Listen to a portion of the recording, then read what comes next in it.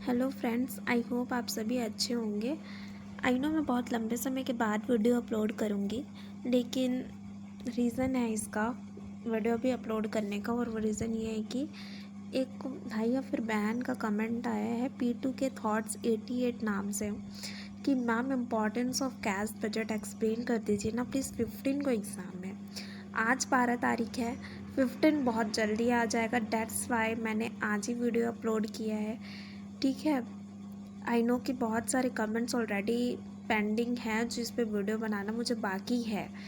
ठीक है, so don't worry guys, मैं बहुत जल्द ही वो जो पेंडिंग वीडियोस हैं उसे अपलोड करूँगी और आपके कमेंट्स के टॉपिक को भी कवर करने की पूरी कोशिश करूँगी। राइट, तो चलिए आज के लेक्चर में तो फ़िलहाल इम्पॉर्टेंस ऑफ कैश बजट ही हम कवर करेंगे। ठीक है, तो ये क्या बोल रहा है, cash budget is an important budget for any business concern. The main advantage of preparing cash budget are as follows. ठीक है, तो किसी भी बिजनेस कंसर्न के लिए जो कैश बजट है वो बहुत ही इम्पॉर्टेंट बजट की तरह वर्क करता है। राइट, तो इसके कुछ एडवांटेजेस हैं वो हम डिस्कस करते हैं। एडवांटेजेस पूछें आपसे एग्ज़ाम में या फिर इम्पॉर्टेंस पूछे, राइट, तो आप इसी पॉइंट्स को लिख सकते हैं। और ये बहुत ही इम्पॉर्टेंट टॉपिक है, इसीलिए ये भी एक रीज़न है कि मुझे ये वीडियो अपलोड करना पड़ा। ठीक है, estimate of future position of cash, यहाँ पे ये बोल रहा है कि it can be estimated with the help of cash budget that how much cash will be needed and when and what will be the position availability of cash during the budget period. Right, तो यहाँ तक कि ये जो point है वो ये बोल रहा है कि जो कैश बजट के थ्रू ही ना हम ये पता लगा सकते हैं कि कितने कैश की नीड होगी हमारे एंटरप्राइज में, कब होगी, और जो पोजीशन ऑफ अवेलेबिलिटी है कैश की उस बजटेड पीरियड में वो क्या होगी। तो if there is a position of shortage of cash, proper arrangement can be made by securing bank overdraft and short term borrowings। अगर ऐसा पोजीशन हुआ कि शॉर्टेज हो गया कैश की कमी हो गई, तो प्रॉपर अरेंजमेंट किया जाएगा उस केस में।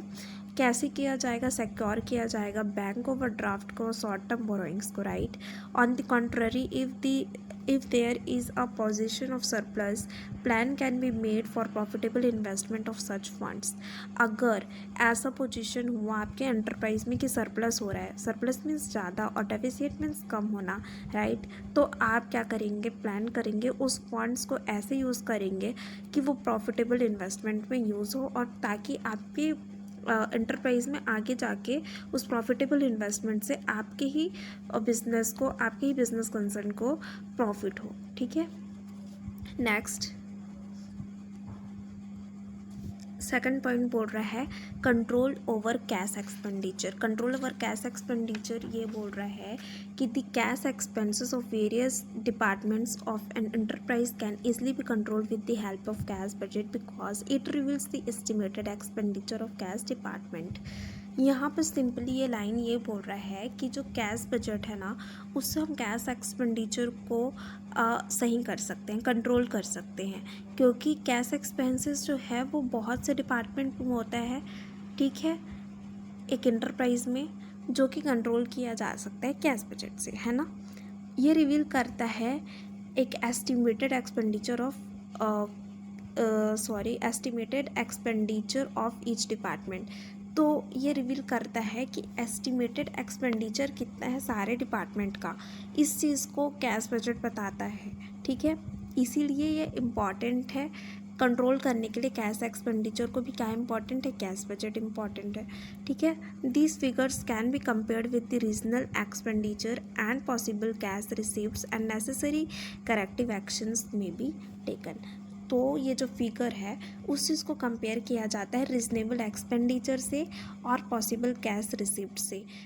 ठीक है, उसके बाद अगर ज़रूरी होगा तो करेक्टिव एक्शन भी लिया जाएगा। किस चीज़ के लिए करेक्टिव एक्शन लिया जाएगा, कंट्रोल करने के लिए कैश एक्सपेंडिचर को।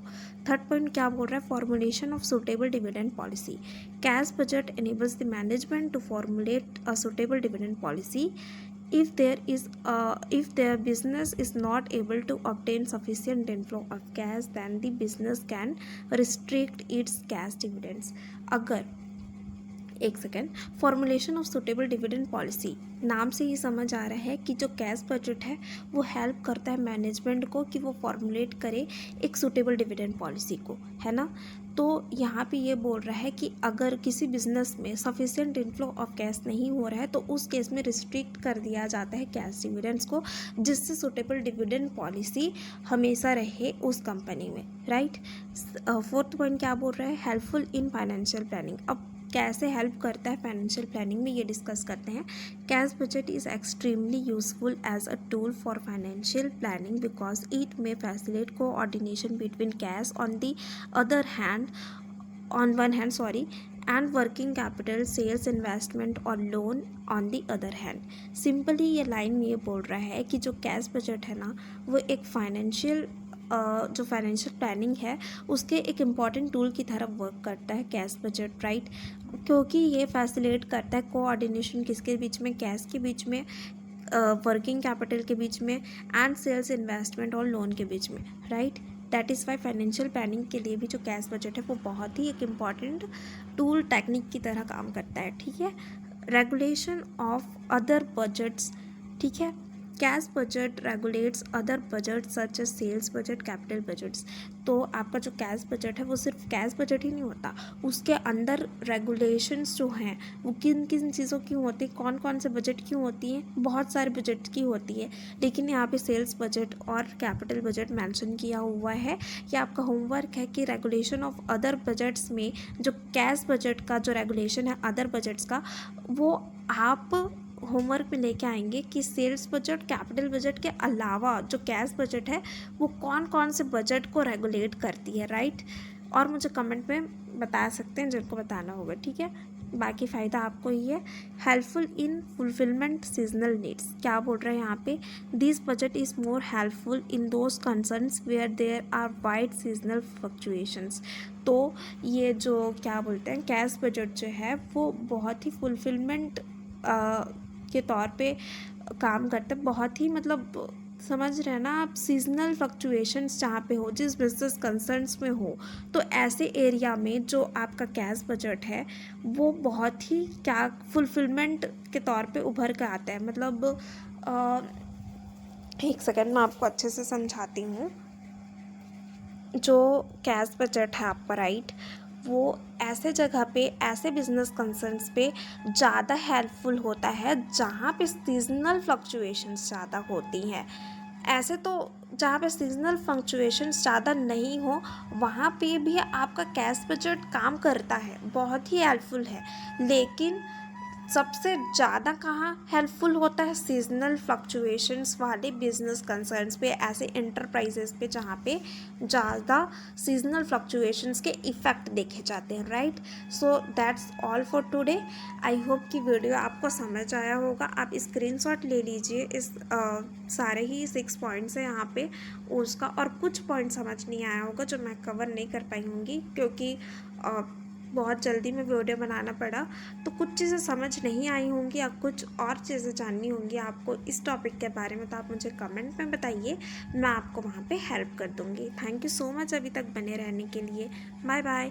एंड आप जो है ना लाइक, कमेंट, शेयर, सब्सक्राइब नहीं करते हैं। बहुत सारे आई थिंक 40% लोग ऐसे हैं जो सिर्फ वीडियो देखते हैं बट सब्सक्राइब नहीं करते। तो मैं उनको ये बोलना चाहूँगी कि प्लीज़ सब्सक्राइब कीजिए ताकि इससे मुझे मोटिवेशन मिले कि मैं फर्दर वीडियो अपलोड करूँ। मुझे मोटिवेशन आए कि जो आप मेरे साथ जुड़े हुए हैं उनको मेरी वीडियोस अच्छी लग रही है। लाइक कीजिए, शेयर कीजिए, कमेंट में बताइए कैसा लग रहा है वीडियो, क्या इम्प्रूवमेंट चाहिए, तब तो जाके कुछ होगा, तब जाके मैं कुछ अच्छा कर पाऊँगी आपके लिए, ठीक। तो बस आज के लिए इतना ही था। Thank you so much.